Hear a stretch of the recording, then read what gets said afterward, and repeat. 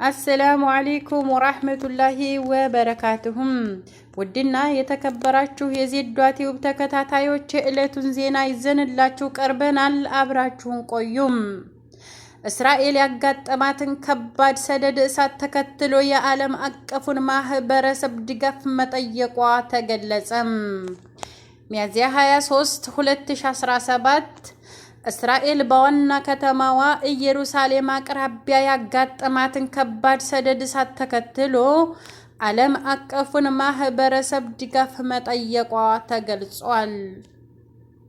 ከኢየሩሳሌም በቅርብ ርቀት ላይ የተከሰተው ከባድ ሰደድ እሳት መዛመቱን ተከትሎ ነዋሪዎች አካባቢያቸውን ለቀው እንዲወጡ መደረጉም ታውቋል። እንዲሁም በሰደድ እሳቱ የተነሳ በርካታ መንገዶች እንዲዘጉ መደረጉ ተነግሯል።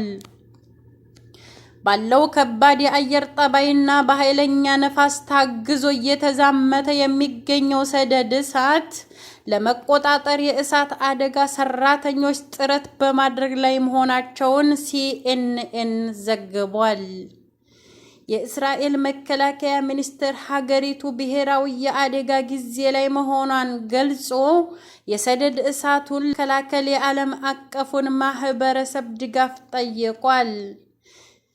የተከሰተው የሰደድ እሳት ምናልባትም በታሪክ ትልቅ የሚባል መሆኑን የገለጹት የኢየሩሳሌም ግዛት የእሳት አደጋ ዲፓርትመንት ኮማንደር ሸሙሊክ ፍሬይድማን የሰደድ እሳቱ በሰዓት 60 ማይል ፍጥነት የሚጓዝ በመሆኑ የበለጠ እንዳይዛመት አስጊ አድርጓታል ብለዋል። የሰደድ እሳቱ በኃይል መዛመቱን ተከትሎ ባለስልጣናቱ ቴል አቪቭን ከኢየሩሳሌም የሚያገናኘውን መንገድ ለመዝጋት መወሰናቸውንም ነው የተገለጸው። የሸገር ከተማ ሙስሊም ወጣቶች ሊግ ይፋዊ የምስረታ ፕሮግራም አካሄደም። ፕሮግራሙ ላይ ኡስታዝ ሃይደርን ጨምሮ ታላላቅ እንግዶች ተገኝተዋል። የሸገር ከተማ እስልምና ጉዳዮች ከፍተኛ ምክር ቤት የሸገር ሙስሊም ወጣቶች ሊግ ይፋዊ የምስረታ ፕሮግራም አካሄዷል። ፕሮግራሙ በቁርአን የተከፈተ ሲሆን ከ12ቱም ክፍለ ከተማ የተውጣጡ የሙስሊም ወጣቶች ሊግ አመራሮች የተወውቅና እስከ አሁን የተሰሩ ስራዎች ሪፖርት እንዲሁም ሊጉ ለወደፊት ለመስራት ያቀዳቸውን እቅዶች አቅርቧል። በምስረታ ፕሮግራሙ ላይ የሸገር መጅሊስ ፕሬዝዳንት ዶክተር ሙሐመድ ሷሊህ፣ የኢትዮጵያ ሙስሊም ወጣቶች ካውንስል ፕሬዝዳንት ኡስታዝ ሃይደር ከድር፣ የኦሮሚያ መጅሊስ ኡስታዝ ሹአይብ ሸምሱን ጨምሮ የሸገር መጅሊስ አመራሮች ታድመውበታል። የኢትዮጵያ ሙስሊም ወጣቶች ካውንስል ፕሬዝዳንት የሆኑት ኡስታዝ ሃይደር ከድር ባስተላለፉት መልእክት የሸገር ሙስሊም ወጣቶች ሊግ ሲጠነክር የአዲስ አበባ ብሎም የኢትዮጵያ ሙስሊም ወጣቶች እንደሚጠናከሩ ገልጸው ወጣቶች ከሙስሊምም አልፎ ለሌላው ማህበረሰብ ጭምር ተምሳሌት መሆን እንዳለባቸው ገልጸዋል። በተጨማሪም በመጪው እሁድ በሚሊኒየም አዳራሽ በሚካሄደው የኢትዮጵያ ሙስሊም ወጣቶች ካውንስል ይፋዊ ምስረታ ላይ ሙስሊም ማህበረሰብ እንዲገኝ ጥሪ አቅርበዋል።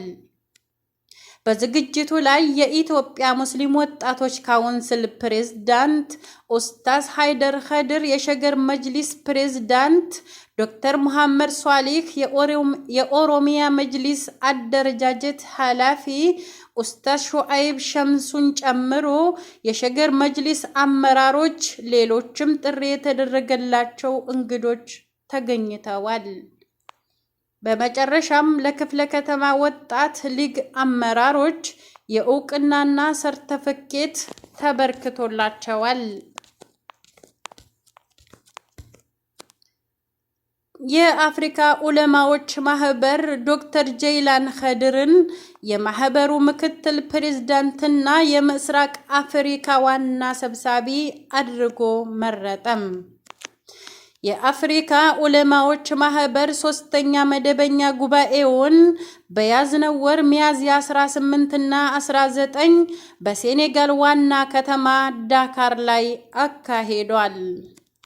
ማህበሩ 47 ሀገራትን በአባልነት ያቀፈ መሆኑ የተገለጸ ሲሆን በዘንድሮ ጉባኤ ላይ ከተለያዩ የአፍሪካ ሀገራት የተውጣጡ ከ200 በላይ ዑለማዎችን ተሳታፊ እንደነበሩ በጉባኤው ላይ ኢትዮጵያን በመወከል ከተሳተፉት ዑለማዎች መካከል የሆኑት የአዲስ አበባ መጅሊስ ፕሬዝዳንት ሼክ ሱልጣን አማን ለሃሩን ሚዲያ ገልጸዋል። ወቅፍ አምልኮና ልማት ነው በሚል መሪ ሐሳብ በሴኔጋል በተከናወነው በዚህ ጉባኤ አንገብጋቢና ወቅታዊ አጀንዳ ሆኖ የቀረበው ለኢኮኖሚ ችግር መፍትሄ የሚሰጥ የወቅፍ እሴት ትኩረት እንዲያገኝ የሚያስችሉ ጥናቶች ቀርበው ሰፊ ውይይት እንደተደረገባቸው ተገልጿል። ወቅፍ በበርካታ የአፍሪካ ሀገራት በፓርላማ እውቅና አግኝቶ ለበርካታ ዜጎች እፎይታ የሚሰጥ የኢኮኖሚ አማራጭ ሆኖ እያገለገለ እንደሚገኝ በመድረኩ መነሳቱን ሼህ ሱልጣን አማን ተናግረዋል። ዑለማዎች የወቅፍን መንፈሳዊና ልማታዊ እሴቶች ለሕዝበ ሙስሊሙ በማስገንዘብ የኢኮኖሚ ችግሮቻቸውን መፍቻ መሳሪያ እንዲያደርጉ በጉባኤው በትኩረት ስለመነሳቱና ስምምነት ላይ ስለመደረሱም ገልጸዋል። የአፍሪካ ዑለማዎች በተለይም በሰላምና በልማት ያላቸውን ሚና ይበልጥ ለማሳደግ እንዲሁም በኢልምና ትምህርት ማስፋፋት ላይ ሰፊ ስራ ለመስራት ውይይት መደረጉ ተገልጿል። ማህበሩ ሴኔጋላዊውን ሼክ ሙሐመድ አህመድ ኑህን የአፍሪካ ዑለማዎች ማህበር ፕሬዝዳንት አድርጎ የመረጠ ሲሆን ዶክተር ሼክ ጀይላን ኸድርን ደግሞ የማህበሩ ምክትል ፕሬዝዳንትና የምስራቅ አፍሪካ ዑለማዎች ዋና ሰብሳቢ አድርጎ መርጧል። በየ5 ዓመቱ የሚካሄደው የአፍሪካ ዑለማዎች ጉባኤ የመጀመሪያ ጉባኤውን በማሊ ባማኮ ከተማ፣ ሁለተኛ ጉባኤውን በሳዑዲ አረቢያ መካ እንዲሁም የዘንድሮውን ሶስተኛ ጉባኤውን ደግሞ በሴኔጋል ዳካር ከተማ አካሂዷል። ማህበሩ አራተኛ ጉባኤውን የተለየ ነገር ካልተከሰተ በስተቀር በኢትዮጵያ እንደሚያካሂድ ገልጿል።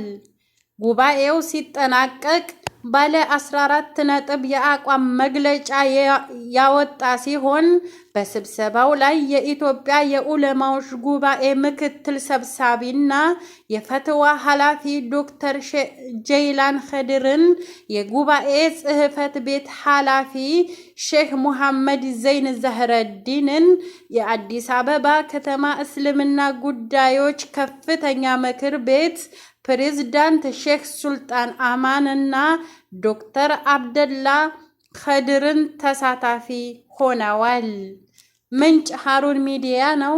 ዜናውን ያቀረብኩላችሁ ዜዷ ቲዩብ ነበርኩኝ። ወሰላሙ አለይኩም ወራህመቱላሂ